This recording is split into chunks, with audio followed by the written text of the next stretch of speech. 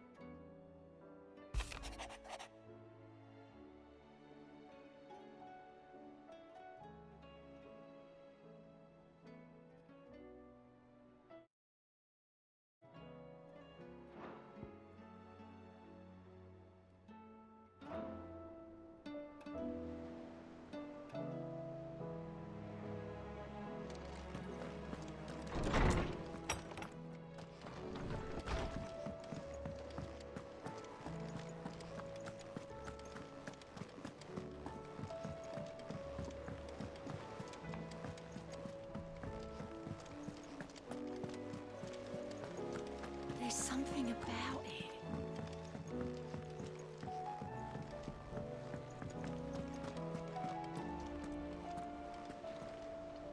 Still alive, I see. Something tells me that I saw on the horizon is your doing. How'd you manage that? It's a long story. One that I'd rather only tell once. Right. All hands on deck, then.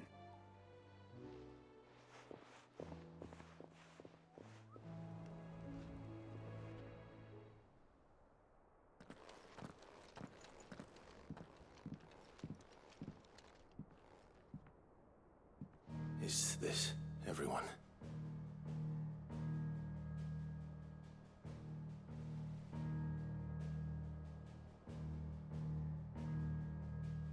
As I'm sure you've all guessed, the crystal which now commands the eastern skies was summoned by Ultima.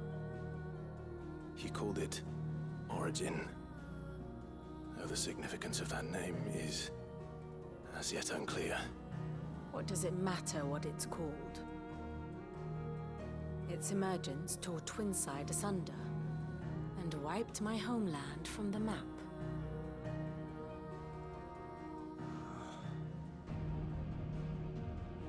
Mention of the Dominion spires can be found in the oldest of Variscian records. But to the best of my knowledge, none provide any hint as to their true nature. That they would prove the horns of some slumbering demon. Well, the Dominion's demise was at least quick. Elsewhere, the Republican army cannot hope to contain the chaos engulfing Randalar. Canberra is in flames, and the Empire. Our allies are crying out for answers. I've sent the Cursebreakers to give them what assurances we can, but right now that amounts to fuck all. They wouldn't be able to stop what the skies have started in any case. People here and across the realm grow sicker with every passing day.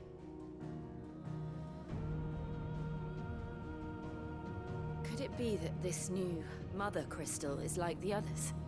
That it draws upon the land's ether? It certainly looked that way from stone here. If that were true, it would explain the hastening spread of the Blight since the crystal's appearance. Would it not? And as the land's ether slowly rises to the surface, it pools, corrupting all who cannot channel its energies. Archay above, ether floods below, and in the middle, here we languish, hopelessly entrapped.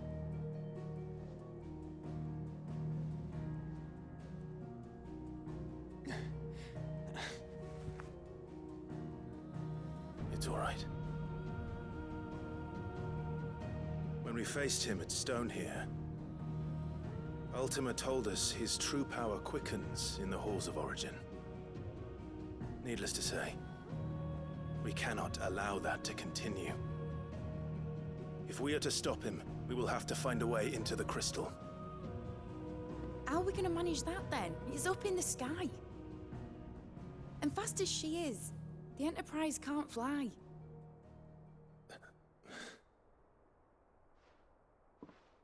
It's a lot to take in, and I reckon we'd all benefit from some time to clear our heads. The answer will come to us. Don't you worry. Ain't that right, Clive? Right. That's right. Well, go on then. Bugger off.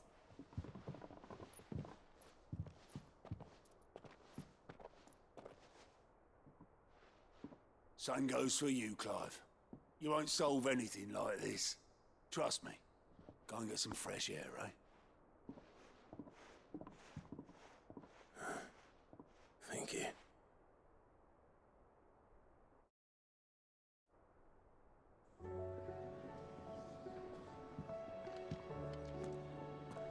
Joshua seemed upset.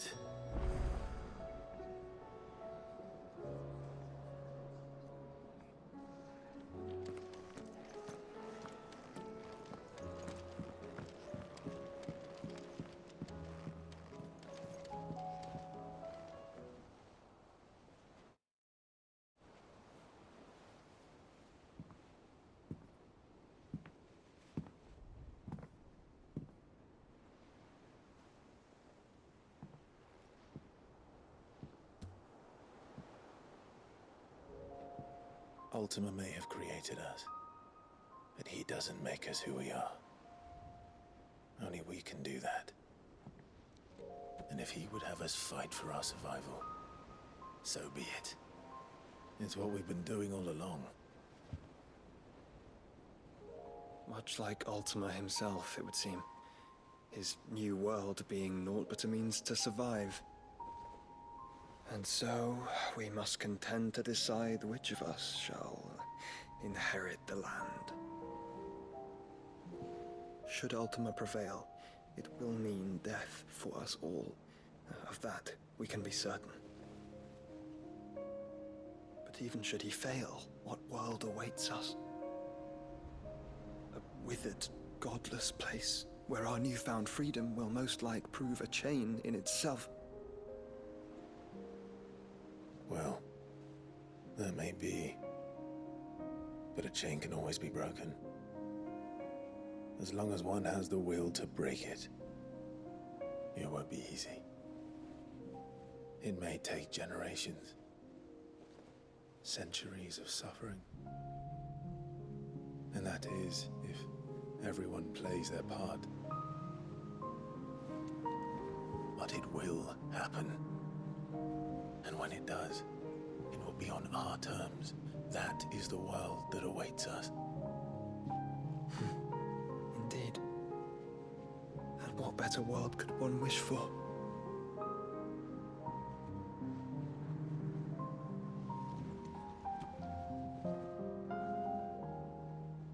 But first, we have to reach that crystal. Then it's a good thing I have wings. You can barely stand, let alone fly. And only the Founder knows what horrors await in those skies. You certain about this? Am I certain? I am the Phoenix. I will do what I must. This is our fight. Remember.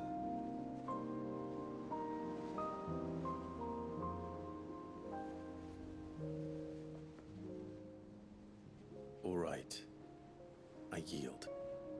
But only what you must, yes? I'm still your sworn shield. That you are. And what of my wings? Lest you forget, you go to stand against a god. I would not have you succumb to fatigue before the fight begins. Ifrit, your brother mentioned that some few of the dominants who had lost their power to you were still able to prime. Is that true? It is. But their icons no longer submitted to their will.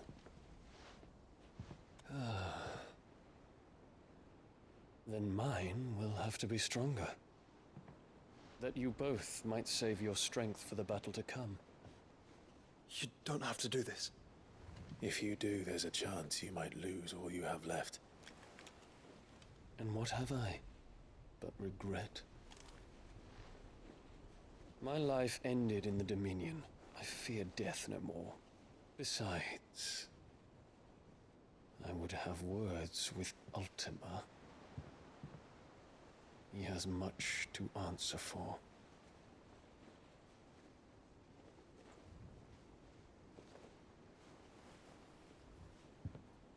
We are in your debt, Dion.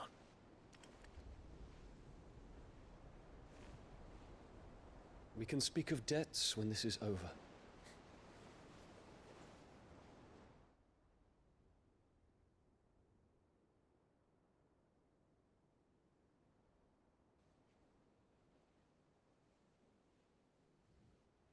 He speaks like a man who knows he's not coming back. And has come to terms with that. That doesn't mean that we have to, does it, Clive? Time to talk to Jill. I only hope she understands.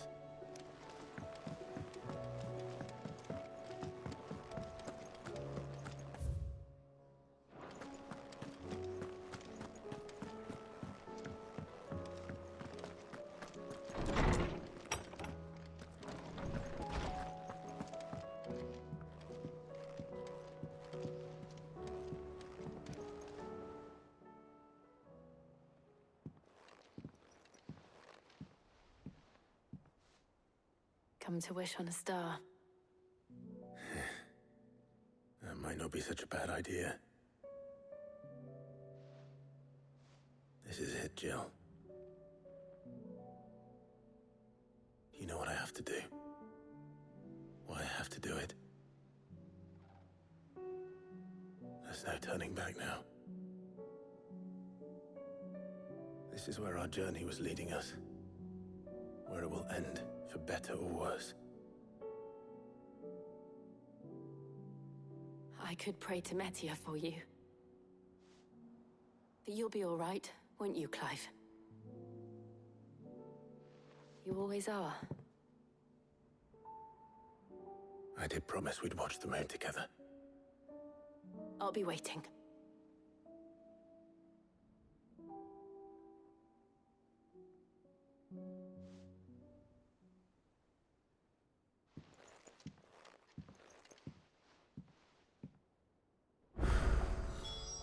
It's almost time.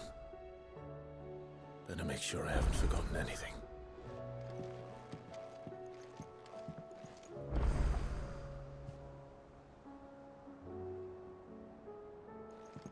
Clive? Do you have a moment? Of course. Always. I wanted to give you something. Is this? I stitched it from the cloth you gave Hortense. The piece she said you liked best. I told her I used to enjoy needlework, but I didn't think she'd remember. It's beautiful, Jill. You didn't have to. When I was very little, I recall my mother telling me that young ladies of the court would give knights ribbons from their hair before they went off to war. I still wear mine, so I made you this instead. Black is the color of eternity. It cannot be stained. It cannot be sullied. It is unchanging, unwavering, just like your resolve. And mine. Our resolve. May it never diminish. And may it ever bring you back to me. I will always, always be here. Thank you, Jill.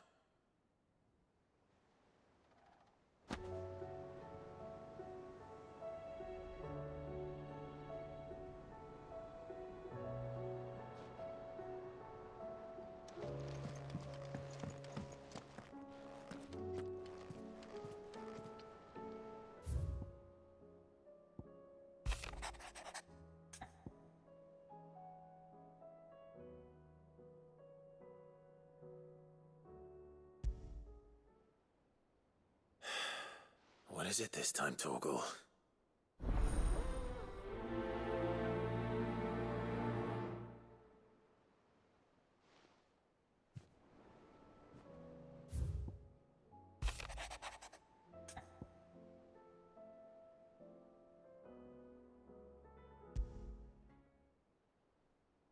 Something tells me this is no mere adventure story.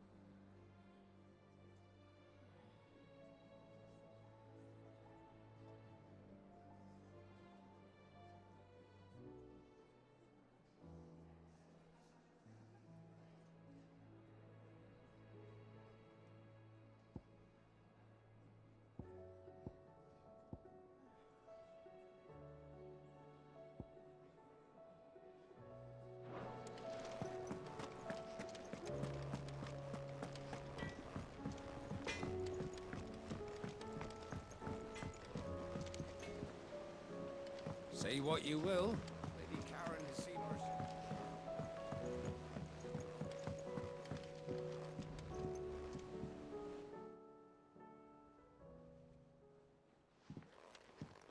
Pining for something, boy. What is it? What do you see out there?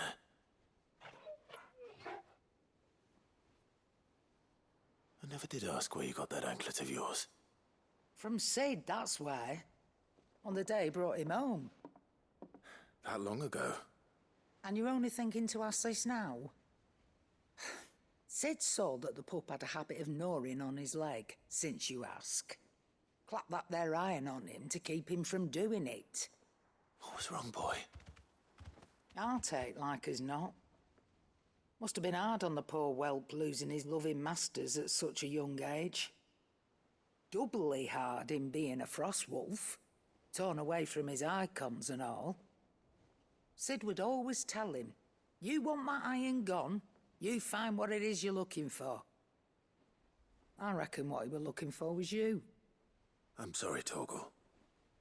Sorry for making you wait so long. Let's get that thing off you.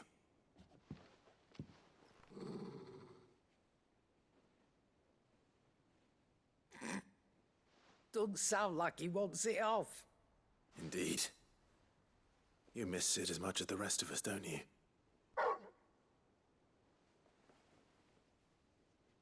You want me to go with you somewhere?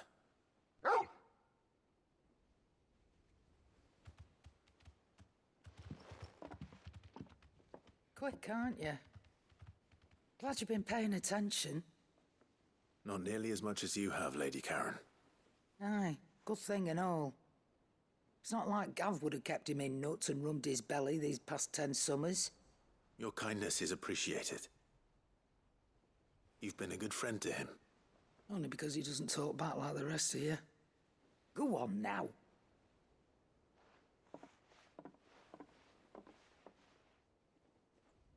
Where to then, Torgal?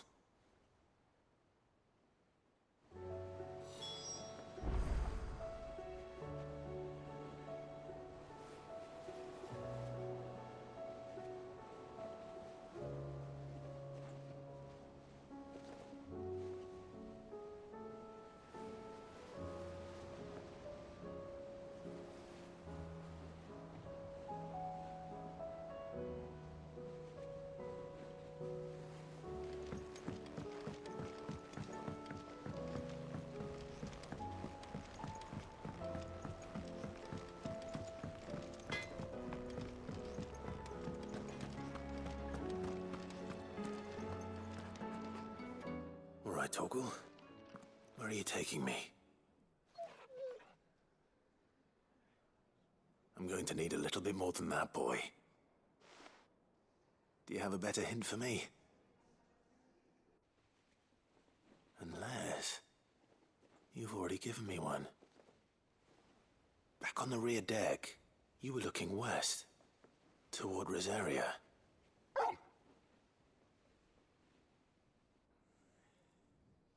Why don't we try the rookery?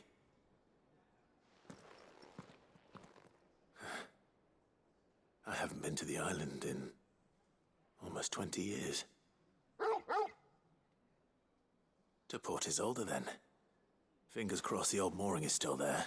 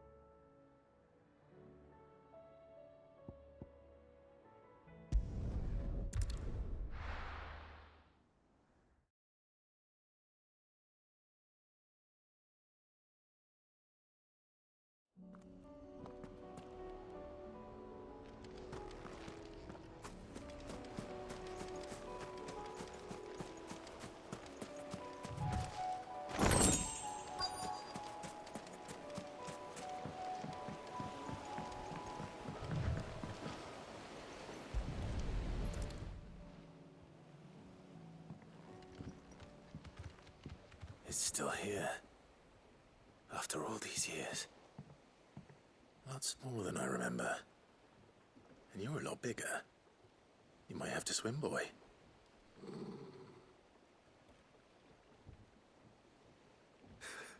I wasn't being serious.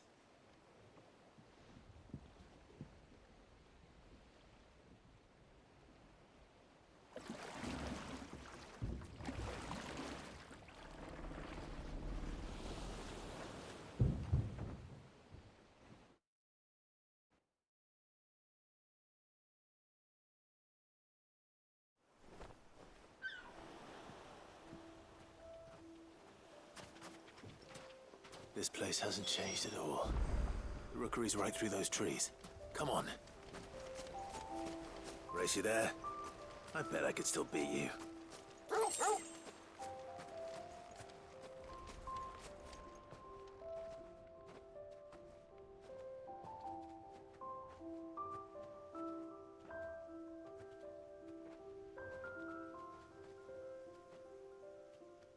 Here we are. This was our hideaway. Wasn't it, Torgal?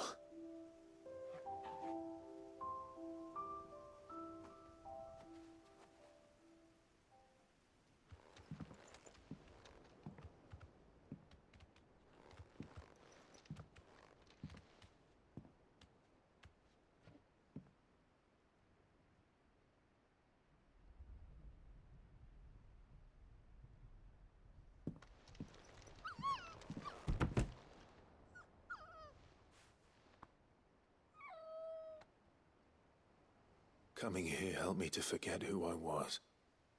Or wasn't. Prince, Shield. Son his mother could love. Had I been any one of those things? Perhaps.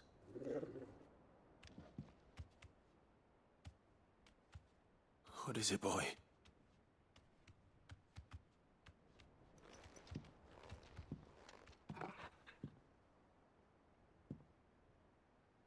This is all from the castle. And Phoenix Gate.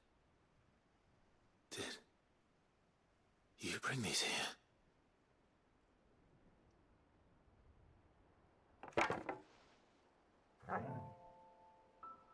My sparring sword.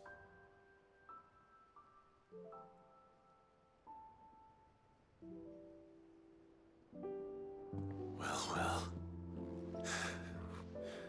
You never stopped looking for me, did you, boy?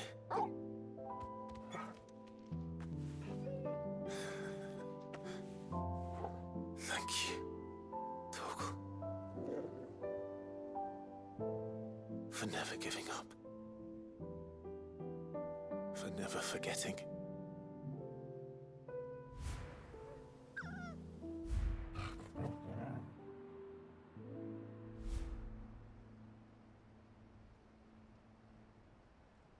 Let's take this with us, shall we? So I don't forget either.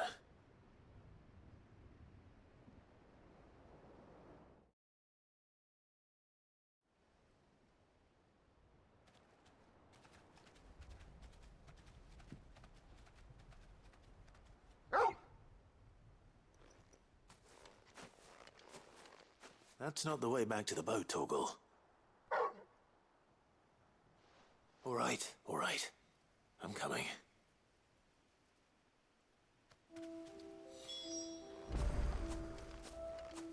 I think I know where we're going.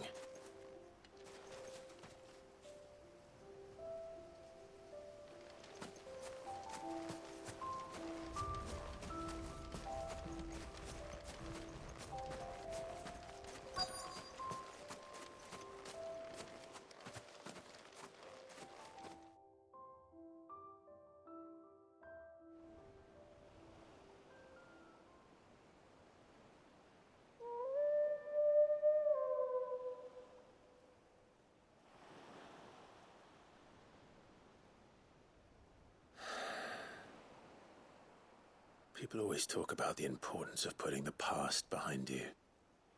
But without it, we wouldn't be who we are today. And we certainly couldn't steer our way to a better tomorrow. Come on, Torgal. Let's go home.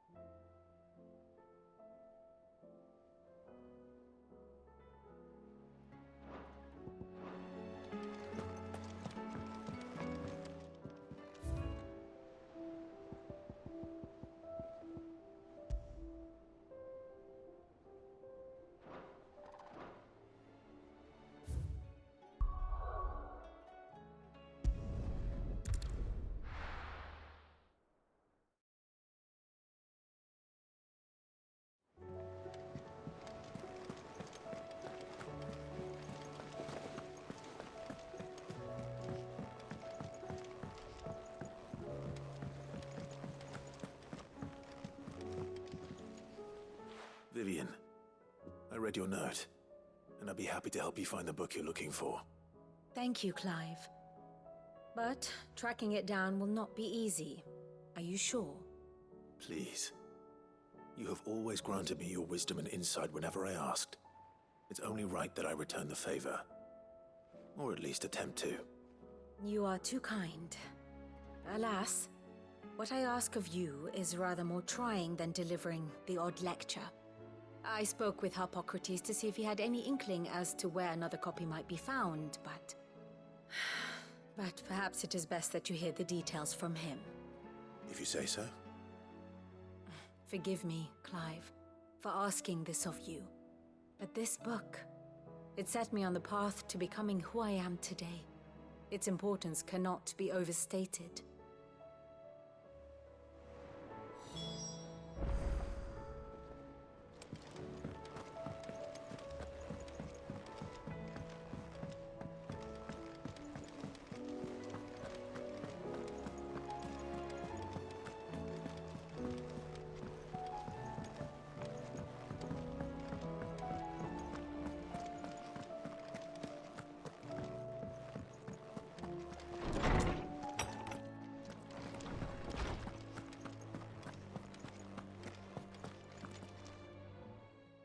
Clive, my boy.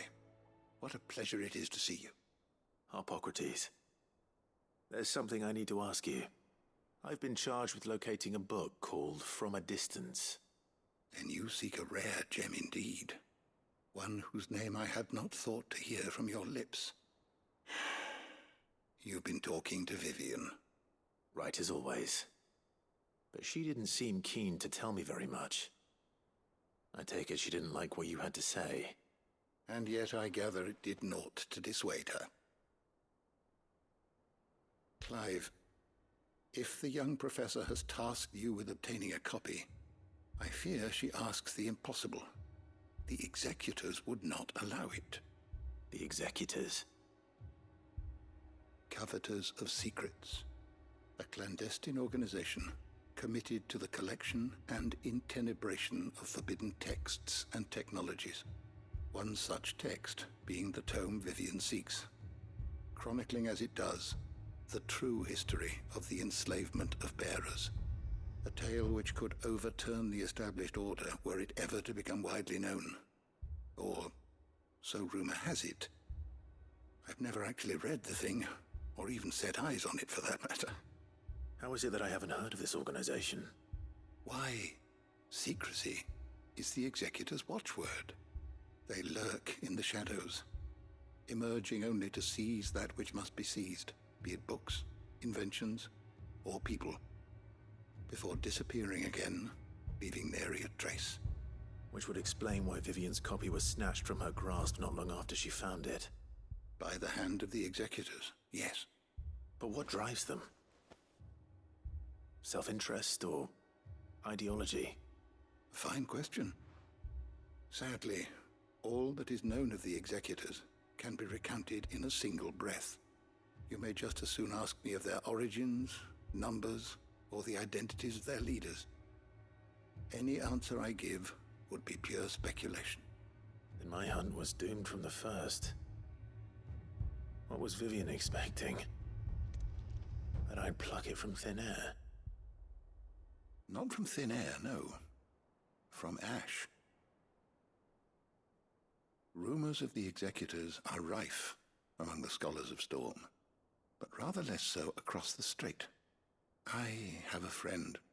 Well, I had a friend in the village of Garnick, a collector of rare tomes, upon which subject we would oft correspond.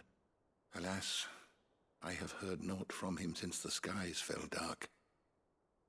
And no doubt he too has turned. But though he did not mention it by name, it is possible that a surviving copy of From a Distance yet rests upon one of his many shelves, quietly awaiting discovery. If you were, by some chance, able to save even a single book from the poor man's library, I know his soul would rest easier. Very well. When I next find myself in Waloed, I'll be sure to pay Garnick a visit.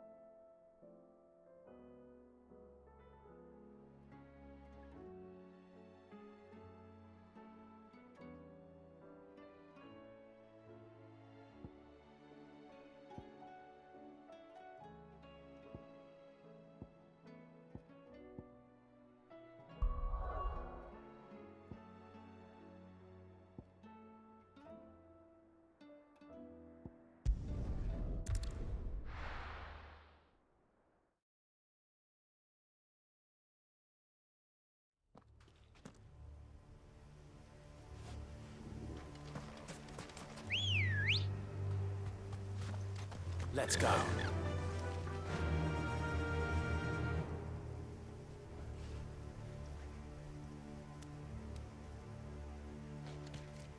Run like the wind.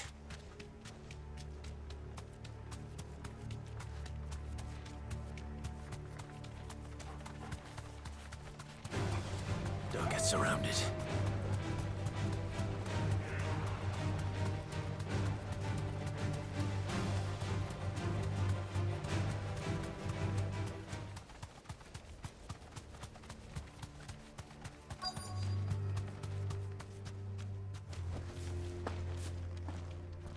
The entire village looks abandoned. Now, which house would a bookworm live in?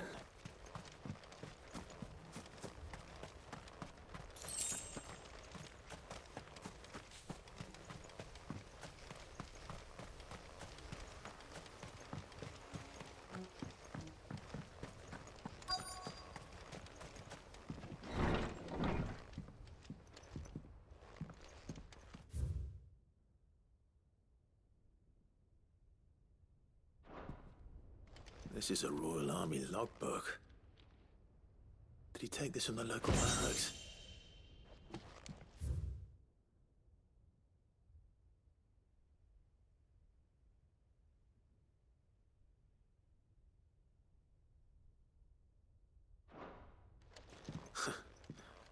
His interests were certainly varied.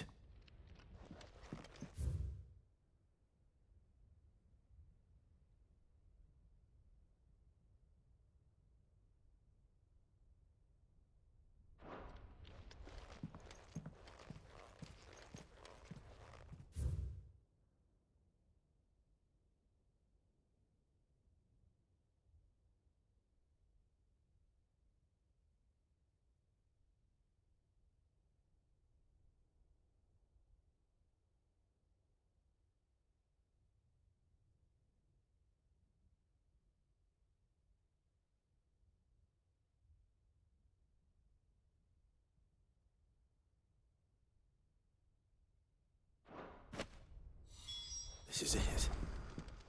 But if what it says is true, I need to get this back to the hideaway.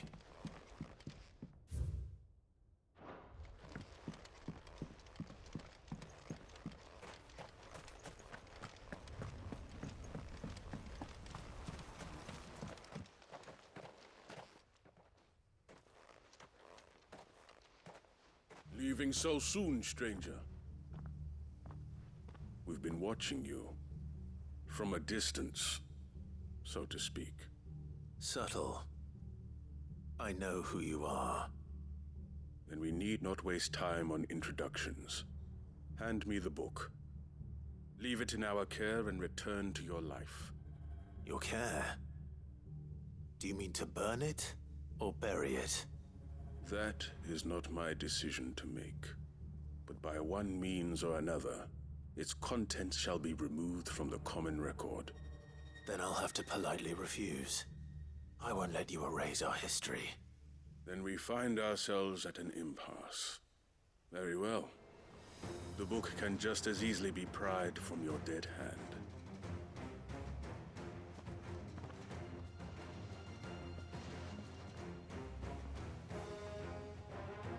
Let's see, shall we?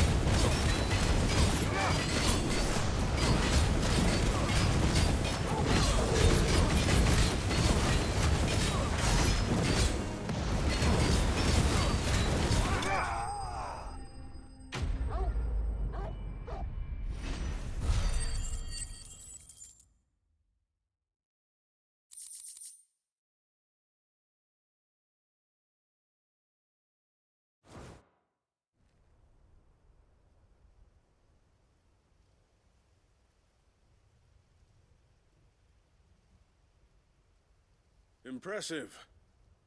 But we have other means. We shall claim the book yet. Why do you want it so badly anyway? It lays out in no uncertain terms the vanity and avarice of mankind. It tells the shameful history of the persecution and oppression of a gifted few by a giftless many. Would you say that this interpretation was correct? I don't know. You don't know. Your sword may be sharp, but your wits are dull. So let me answer for you. There is no correct interpretation of history. That a series of events took place may be proved beyond a doubt. But there can be no single, immutable explanation as to why they came to pass. It is a question of numbers and of belief. If enough people believe that a set of events occurred for a reason, that belief becomes the truth. So you're trying to control the truth? We are trying to protect people from themselves, from knowledge that would bring them naught but pain. That is all. You may keep the book, for now. The world is small. We shall meet again. Until then. Wait! Damn it. Let's get this back to Vivian. Perhaps she can explain what that was all about.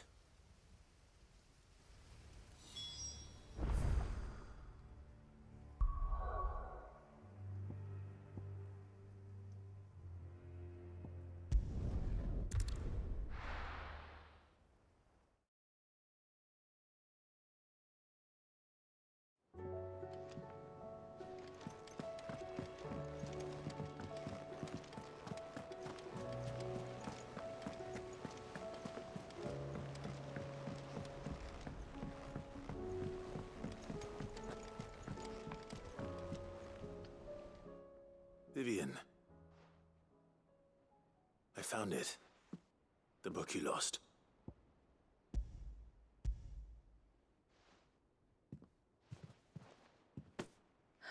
You found it.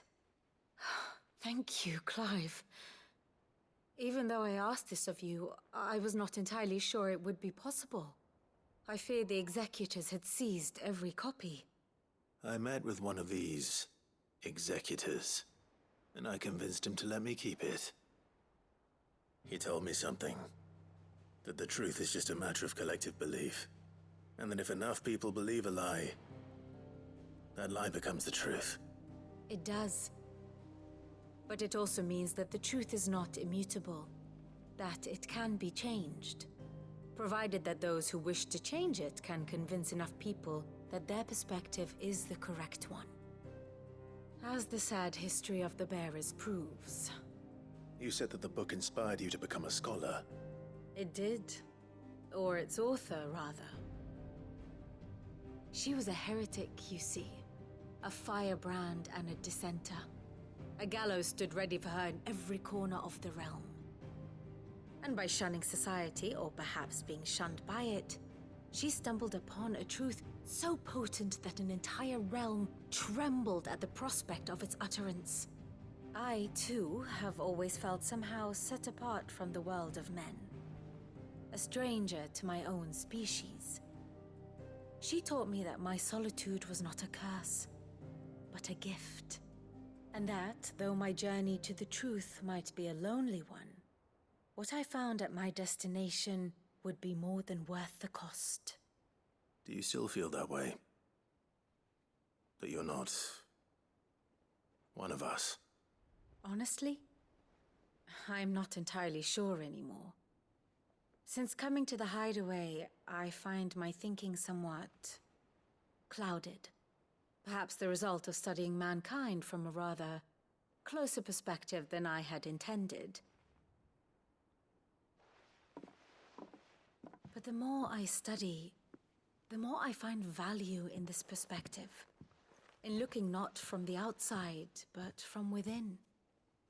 So if you'll permit me, I'd like to continue my work here. Remember, Clive, when enough people believe, belief begets truth. Give the men and women of this benighted world the gift of truth. Make them believe in you, as I do. I'll try, Vivian. I'll try.